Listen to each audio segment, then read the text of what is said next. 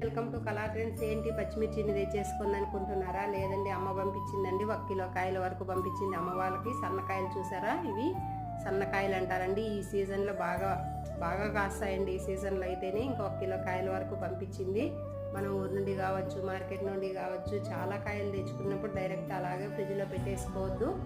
అస్సలు పాడైపోతాయండి. తొడిమలన్నీ కుళ్ళిపోయి పాడైపోతాయి. ఈ విధంగా తెచ్చిన తర్వాత ఒక 2 గంటల పాటు ఫ్యాన్ కింద అలా వదిలేసామనుకోండి, కాయల్లో ఉండే చెమ్మంతా పోయి మళ్ళీ మనము పోతుందండి. ఇంకా తర్వాత మనం కాడలన్నీ తీసేసుకొని తర్వాత కూడా కాసేపు గాలి కారబెట్టి స్టోర్ చేసుకుంటే 1 మంత్ వరకు నిలువ ఉంటాయండి.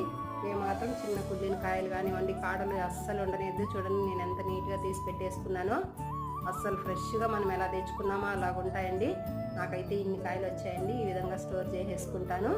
మనకు అయితే పాడు ఒక 1 మంత్ దగ్గర వస్తున్నప్పుడు కొంచెం వాడుమొహం పడతాయి, కానీ ఏమాత్రం పాడవు అనమాట. ఈ విధంగా ఒకసారి ట్రై చేసి చూడండి. ఓకే, బాయ్ అండి.